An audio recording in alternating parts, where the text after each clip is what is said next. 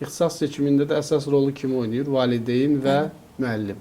Bəli. Və bunların hamısı bu şərtləri, bu kredit anlayışını tam dolğun başa düşməli idi ki, bu tələbə gəlib imtahandan sonra ixtisas seçimi edəndə sevdiyi ixtisası seçə bilsin, ödənişli təhsildən qorxmasın, doğru dildə desək ki, daha yaxşı ixtisasda oxumaq, bəlkə də daha yaxşı universitetdə oxumağı da seçirlər bu gün tələbələrimiz. Elə tələbəmiz var ki, düşünür ki, gedim əczaçılıq oxuyum, müəyyən qədər bal toplayıb ödənişsiz olsun və valideynlərim əziyyət çəkməsinlər. Amma elə tələbə var ki, bugün artıq deyir, yox, gedəcəyəm tibb oxuyacağam, çünki vəsaitini dövlət verir, gələcəkdə də işləyib qaytaracağam. Bu təkcə tibbdə deyil, təbii ki, mühəndislik də ola bilər burada və digər ixtisaslar da ola bilər. Və bunları etdikcə biz 21-ci il, 22-ci il, 23, 24, 25 bugünkü gün artıq bizim fonda məxsus elektron sistemdə 85 mindən çox müraciət daxil olub. 4 il ərzində? Bəli, 4 il ərzində 70 mindən çox tələbə müqaviləsi bağlamışıq bu günə qədər. Böyük bir faizdir demək olar. Çox böyük rəqəmlərdir bunlar 4 il ərzində.